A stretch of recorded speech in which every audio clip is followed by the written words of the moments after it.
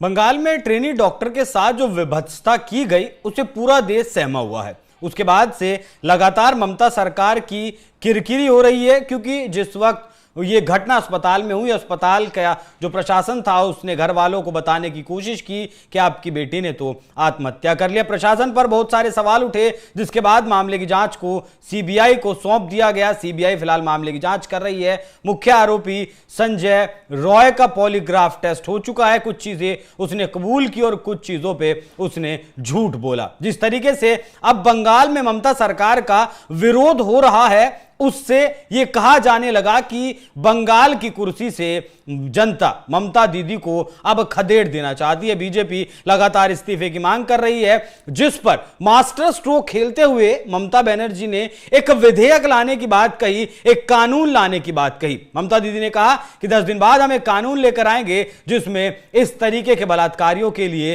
फांसी की सजा हम मुकर्रर उसमें करेंगे। दिखाइएगा जरा एक बार। पश्चिम बंगाल के मुख्यमंत्री ये एएनआई ने ट्वीट किया है, अगले हफ्ते हम विधानसभा सत्र बुलाएंगे और बलात्कारियों के लिए मृत्यु दंड सुनिश्चित करने के लिए 10 दिनों के भीतर एक विधेयक पारित करेंगे। हम इस विधेयक को राज्यपाल के पास भेजेंगे। अगर वो इसे पारित नहीं करते हैं तो हम राजभवन के बाहर धरना देंगे। यह विधेयक पारित होना ही चाहिए और वो इस बार जवाबदेही से बच नहीं सकते।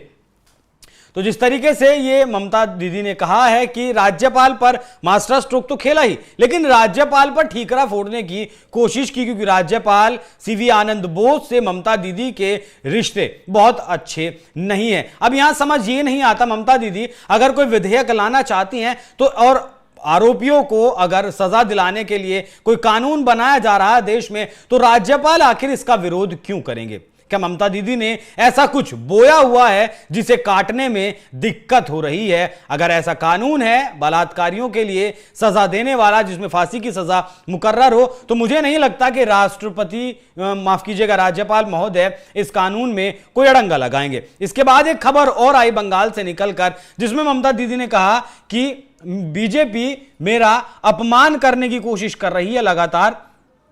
टाइम्स अलजेब्रा ने इस खबर को ब्रेक किया और ट्वीट करते हुए लिखा कि बीजेपी बिना किसी कारण के मेरा अपमान कर रही है और एआई के जरिए गलत सूचना फैला रही है। मैं अब तक धैर्य से काम ले रही हूं। मैं कल स्थिति को अच्छी तरह से संभालने के लिए पुलिस को सलाम करती हूं। बीजेपी बंगाल को बदनाम करना चाहती है, बेशर्मी है। अगर राज्यपाल बलात्कारियों को मृत्युदंड देने वाले विधेयक को मंजूरी नहीं देते हैं तो हम राजभवन के बाहर बैठेंगे। सीबीआई को मामले की जांच किए 16 दिन हो चुके हैं, आखिरकार न्याय कहां है? तो यहां इस खबर में ममता दीदी ने जो कहा उसमें कई चीजें समझने वाली हैं, जो कि एआई के द्वारा गलत सूचना आखिर कौन फैला रहा है, क्या गलत सूचना फैलाई गई, और जिस तरीके से कहा ममता दीदी ने कि कल की स्थिति को पुलिस ने बहुत बेहतर ढंग से संभाला। क्या जो लोग प्रदर्शन कर रहे थे, शांतिपूर्ण तरीके से जो प्रदर्शन कर रहे थे, उन पर आंसू गैस के गोला छोड़ना, क्या वो सही था, या फिर लोगों के ऊपर तेज वाटर कैनन चलाना, या वो सही था? या फिर आज जिस तरीके से बंगाल में ही बीजेपी के ही एक नेता की गाड़ी के ऊपर फायरिंग की गई जिसमें 2 लोग घायल हो गए, या फिर वो सही था? तो आखिर किस चीजों की ममता दीदी बात कर रही हैं? क्या कुछ ममता दीदी आखिर कहना क्या चाहती हैं, जताना क्या चाहती हैं? हालांकि राष्ट्रपति महोदया ने भी इस मामले पर अपनी आपत्ति जताई है, दुख जताया है। वो भी दिखाइएगा जरा, राष्ट्रपति ने क्या कुछ बोला है। राष्ट्रपति जी ने कहा है, मैं घटना को लेकर निराश और डरी हुई हूं। अब बहुत हो चुका, समाज को ऐसी घटनाओं को भूलने की खराब आदत है। कोई भी सभ्य समाज अपनी बेटियों और बहनों पर इस तरह के अत्याचारों की इजाजत नहीं दे सकता। कोलकाता में हुई डॉक्टर के रेप और मर्डर की घटना से देश सख्ते में है। जब मैंने इसके बारे में सुना तो मैं निराश और भयभीत हुई। ज्यादा दुखद बात यह है कि यह घटना अकेली घटना नहीं है, ये महिलाओं के खिलाफ अपराध का एक हिस्सा है। जब स्टूडेंट्स, डॉक्टर्स और नागरिक कोलकाता में प्रोटेस्ट कर रहे थे तो अपराधी दूसरी जगहों पर शिकार खोज रहे थे।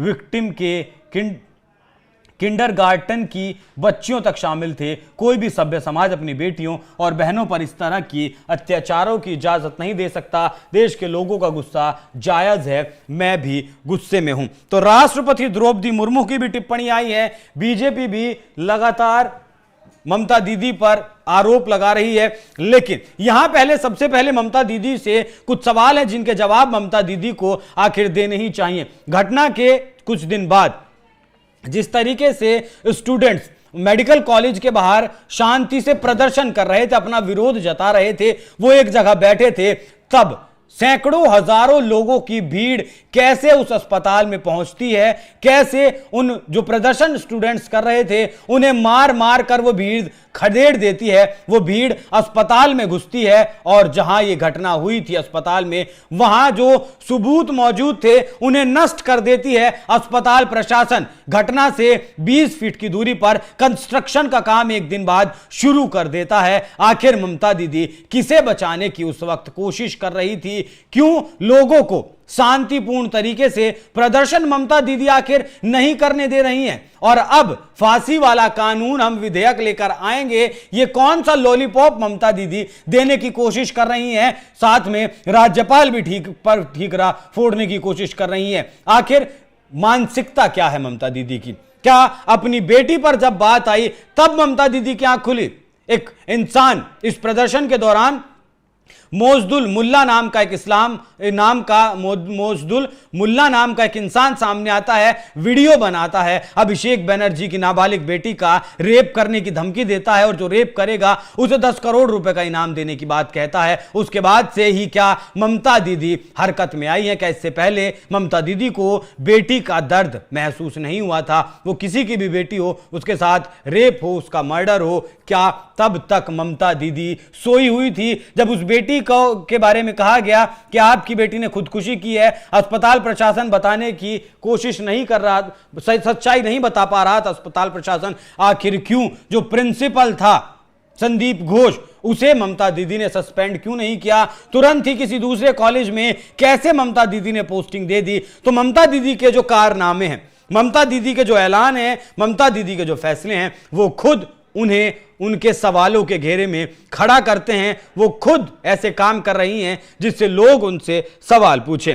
अब पता नहीं ममता दीदी वाकई में ऐसा कोई कानून या विधेयक लेकर आएंगी जिससे फांसी की सजा होगी, या फिर ममता दीदी ऐसे ही बस राजनीति इस मुद्दे पर भी करना चाहती हैं। तो ममता दीदी ने की तरफ से आज 2 खबरें सामने आई। वो अगले हफ्ते बुलाएंगी विधानसभा, उसमें एक कानून पारित करेंगी। राज्यपाल ने अगर उसे मंजूरी नहीं दी तब वो धरने पर बैठेंगी राज्य भवन के सामने। एक खबर ये निकल कर आई कि ममता दीदी कह रही हैं कि बीजेपी लगातार मुझे अपमानित कर रही है, एआई के द्वारा गलत सूचना प्रसारित कर रही है। लेकिन सही सूचना यह है कि जब अपनी बेटी को धमकी मिली तब ममता दीदी की आंखें खुली और तब से ममता दीदी कार्रवाई करने के नाम पर ये चीजें कर रही हैं। तो जिस तरीके से बंगाल से ये खबरें निकलकर सामने आई हैं, क्या इन पर आपको वाकई में ममता दीदी के फैसलों पर यकीन है या फिर नहीं? अपनी राय हमें कमेंट कर जरूर बताइएगा। नमस्कार।